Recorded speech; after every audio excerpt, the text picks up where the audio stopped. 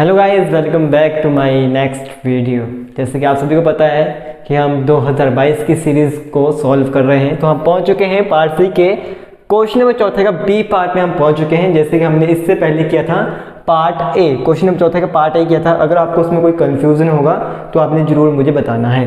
तो ये क्वेश्चन है, ये आपको कॉम्प्लेक्स नंबर से आया है, चैप्टर में से आया है। तो इस टाइप के क्वेश्चन नहीं है ये। पहली बात तो ये क्वेश्चन नहीं है, ये आर्टिकल है, ठीक है। ये बुक में से ही आया है, तो आर्टिकल है। तो इसको हमने कैसे प्रूफ करना है, ठीक है। बाय चांस ये आपको अगली बार क्वेश्चन पर आ जाए, इस बार ये आपको क्वेश्चन पर ये एग्जामिनर डाल दे, तो कैसे करना है हम आपको स्टेप बाय स्टेप तय करेंगे कि कौन कौन से फॉर्मूले इसमें यूज़ हुए हैं, कैसे हम इस क्वेश्चन को करेंगे, अच्छे तरीके से आपको समझाएंगे। तो आपको पता है कि जब आप मेरी वीडियोस देखते हैं तो हाथ में पेन और कॉपी होनी चाहिए। मेन पॉइंट्स आपने एक तरफ लिखने हैं, वो आपने तब पढ़ने हैं जब आपके एग्जाम चलेंगे। एग्जाम के दौरान वो आपके मेन पॉइंट्स बहुत ही हेल्पफुल रहेंगे दोस्तों। तो क्वेश्चन को शुरू करने से पहले मैं आपको क्वेश्चन बता देता हूँ। If Z1 and Z2 are two complex number दिए हैं हमारे पास, ठीक है, दे दिए, तो हमने प्रूव करना है दिस वन और दिस वन। मतलब क्या दिस वन तो ये टर्म है, हमने प्रूफ करनी है इसको, राइट हैंड साइड को प्रूफ करना है इसकी मदद से।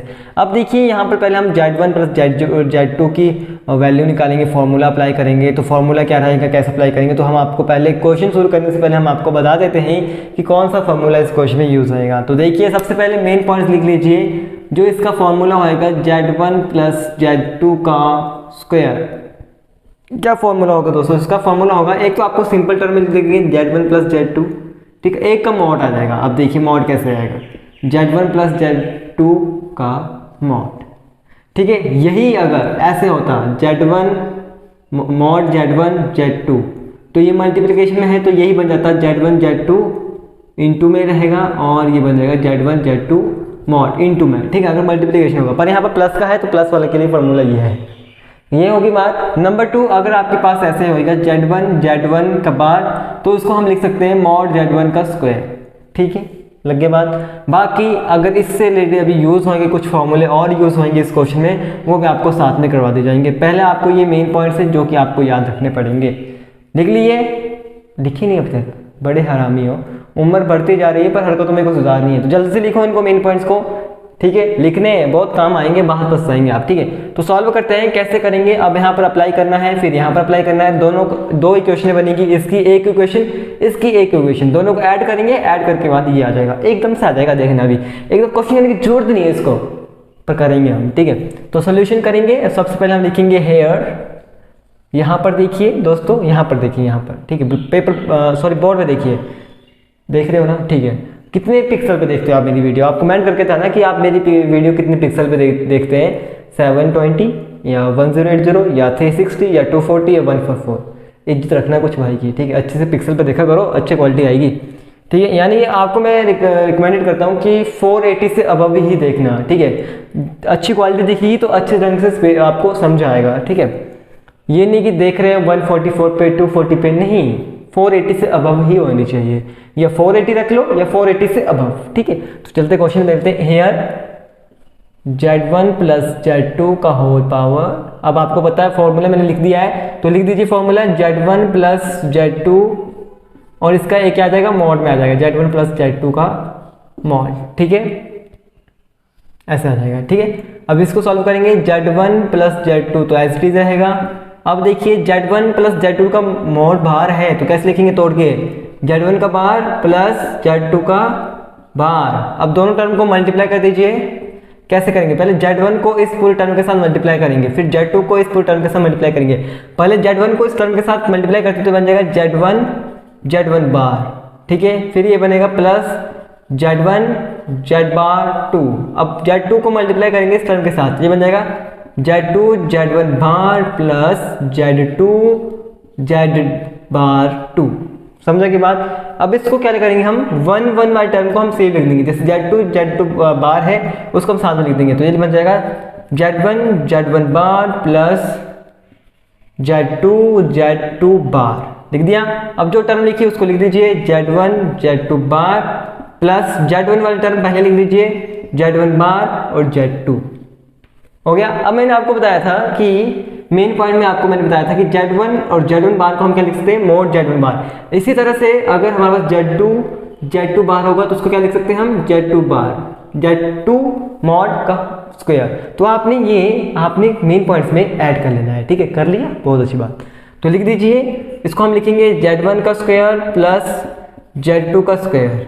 लग गया पता यहाँ तक। अब देखिए एवरेज वो टर्म यहाँ पर लिखिए, वो लिख दीजिए Z1 Z2 का बार प्लस Z1 Z2 का बार। अब हम इस टर्म को ये लिख सकते हैं, क्या लिख सकते हैं इस टर्म को, Z1 Z2 का बार। अब कैसे लिख सकते हैं, अब देखिए, अब आपने जो मैं यहाँ पर बताता ना वो आपने यहाँ पर भी इंक्लूड कर देना है, फिर आपको अच्छे से मार्क्स देगा एग्जामिनर, ठीक है। अब आपने जो की पॉइंट्स हैं तो आपने अलग से लिखने, जो आपने मेन रखने हैं, ठीक है। अब देखिए कि हम इसको कैसे लिख सकते हैं, तो ये बनेगा Z1 बार Z2 का होल बार हम करेंगे, फिर ये बनेगा, देखिए होल बार किया तो ये क्या बनेगा, Z1 का बार और Z2 का बार, ठीक है। अब आपको बताया कि बार से बार कट जाता है, तो ये बनेगा Z1 Z2 का बार, इसलिए हमने ये लिखा, यानी कि हम इसको ये लिख सकते हैं, ये आपको करना पड़ेगा, ठीक है, किसी की नहीं चलेगी, यहाँ पर बुक की चलेगी, ठीक है। ये दिया ये आर्टिकल है, ठीक है, जो यहाँ पर हमने किया ये भी आर्टिकल है, क्वेश्चनिंग आर्टिकल है, ठीक है। ये फॉर्मूले होते हैं छोटे छोटे, ठीक है।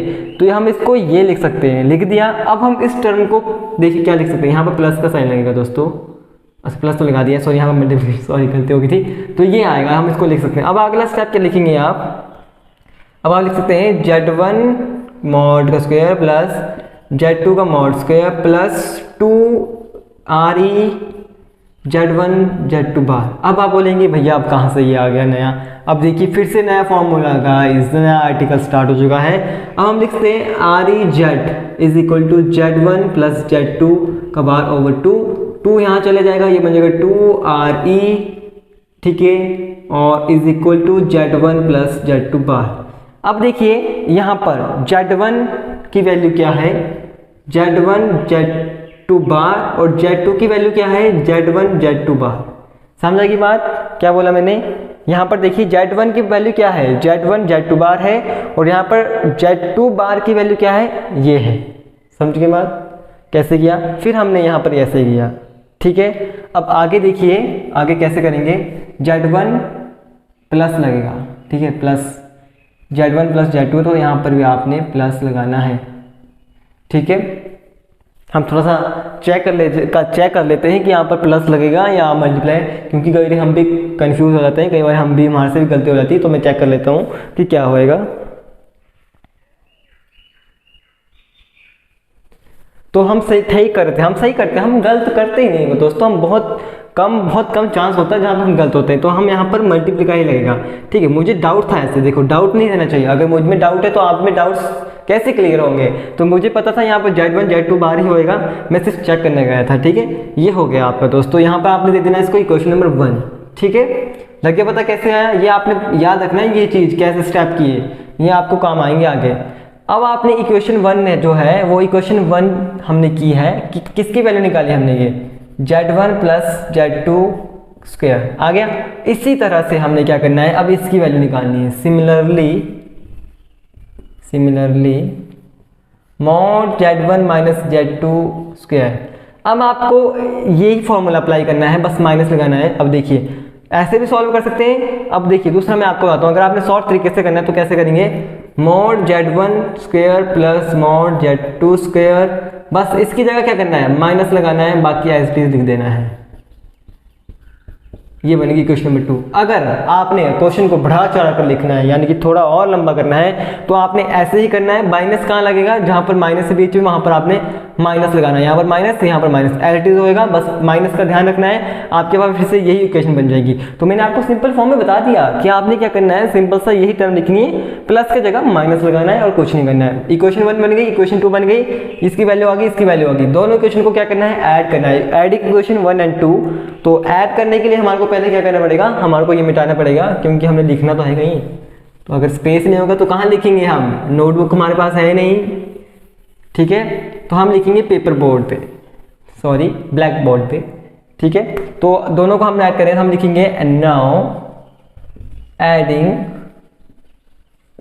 इक्वेशन 1 एंड 2 वी गेट, तो हमारे पास आएगा, क्या आएगा हमारे पास, जब हम दोनों को ऐड करेंगे तो ऐड ये भी करेंगे तो ये क्या बनेगा, ये बनेगा, देखिए आप देखिए, इस दोनों को प्लस करेंगे तो प्लस का साइन करना बीच में, Z1 प्लस Z2 का power 2 plus Z1 minus Z2 की पावर 2।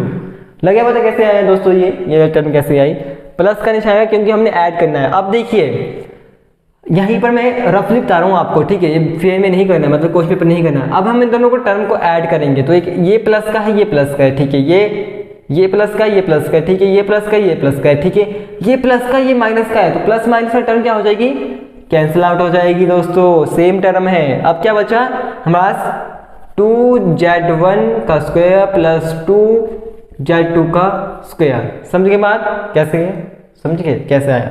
अब यहाँ पर जब हम लिखेंगे तो लिखेंगे 2Z1 का स्क्वायर प्लस 2Z2 का स्क्वायर। अब हम इस टर्म को क्या लिखेंगे, Z1 प्लस Z2 का square plus Z1 minus Z2 का whole square is equal to 2 common ले लेंगे तो ये अंदर बचेगा मॉड Z1 का स्क्वायर प्लस मॉड Z2 का square, right hand side, hands proved. यही फाइंड करना ना हमने, 2 इंटू में मॉड Z1 का स्क्वायर प्लस Z2 का स्क्वायर। देखिए स्टेप बाय स्टेप किया, एकदम से आंसर निकल गया। तो इस तरह से करना है आपने, बस यहाँ पर आपने जब ऐड करेंगे अब आप बोलेंगे सेम टर्म तो ये भी थी, पर सेम टर्म तो थी पर प्लस का साइन था भाई, प्लस प्लस किया तो क्या बन गया 2Z1 का स्क्वायर, Z2 को इसके साथ प्लस किया तो क्या बन गया 2Z2 का स्क्वायर, ये प्लस का था ये माइनस का, तो ये कट है और सेम टर्म थी तो ये कैंसिल आउट हुआ है, ठीक है। तो हमने 2 कॉमन ले लिया, अंदर ये बच गया और राइट हैंड साइड आ गई हमारे पास जो हमने प्रूफ करना था। That's it, proof it. For main points ये है, इनको याद रखना, यही पूरी प्रॉपर्टीज इसमें ऐड हुई है दोस्तों। अगर आपको ये फॉर्मूला पता नहीं होगा, ये टर्म, ये आपको आर्टिकल पता नहीं होगा, ये फॉर्मूला आपको पता नहीं होगा, ये चीज़ आपको पता नहीं होगी तो कैसे करते हैं आप इस क्वेश्चन को। सारा सब कुछ इस क्वेश्चन में हुआ है, तो इसलिए मैं क्वेश्चन सॉल्व करने से पहले आपको मेन पॉइंट्स बता देता हूँ ताकि आप इनको एक जगह साइड में लिख सकें। जब आप क्वेश्चन करेंगे फिर आपको एकदम से पता लग जाएगा कि हम इसको ये लिखते हैं, तो आप एकदम से फटाक से टर्म को बदल कर वो लिख सकते हैं। तो इस तरह से करना है इस क्वेश्चन को। पार्ट सी का क्वेश्चन नंबर चौथा था बी पार्ट, ठीक है। पार्ट सी खत्म हो चुका है, अब हम अगले पार्ट में जाएंगे। और हाँ जी दोस्तों, अगर अभी भी अगर आपको कोई भी डाउट्स है, कोई भी कंफ्यूजन है इस क्वेश्चन में तो कमेंट करना, टेलीग्राम पर फॉलो करना, लिंक डिस्क्रिप्शन में है। अभी जाइए, अभी देखिए टेलीग्राम पर मुझे फॉलो कीजिए। प्रॉब्लम्स आ रही है, कुछ भी डाउट्स आ रहे हैं तो जल्दी से जल्दी आप मुझे मैसेज कीजिए, ठीक है दोस्तों। क्वेश्चन पेपर आपको हमारे नीचे दी गए वेबसाइट पर मिल जाएगा, तो लिंक वहां पर होगा वेबसाइट का, वहां से आप क्वेश्चन पेपर डाउनलोड कर सकते हैं। और बाकी अगर आप चाहते हैं कि जो मैंने यहाँ पर किया ये मैंने किया, ठीक है, उसके नोट्स आपको चाहिए, फिर वो भी आपको प्रोवाइड किए जाएंगे, पर वो नोट्स होंगे वो आपको थोड़े से समझ गए ना कैसे होंगे, एक्सपेंसिव होंगे, ठीक है। तो मिलते हैं अगली वीडियो में अगले पार्ट के साथ। तब तक के लिए वीडियो में बने रहिए, चैनल में हमारे साथ जुड़े रहिए। प्लेलिस्ट आपको पूरी मिलेगी हमारे यूट्यूब चैनल पर। वीडियो को दोस्तों का जरूर शेयर कीजिए ताकि उनको भी इजीली मेथड से ये क्वेश्चन करना आ जाए। तो आ गया आप सभी को समझ, आई होप आप सभी को समझ आ गया होगा। जो बहुत ही ढीठ बच्चे होंगे, नालायक बच्चे होंगे, उनको भी समझ आ गया होगा, ठीक है। तो ढीठ कोई नहीं होता, नहीं है नालायक कोई नहीं, सब अपने अपने ठीक रहते हैं, सबका माइंड एकदम फ्रेश है, सबका माइंड एकदम सेम है। तो मिलते हैं अगली वीडियो में, तब तक के लिए thanks for watching. Vande Mataram, जय हिंद, जय भारत।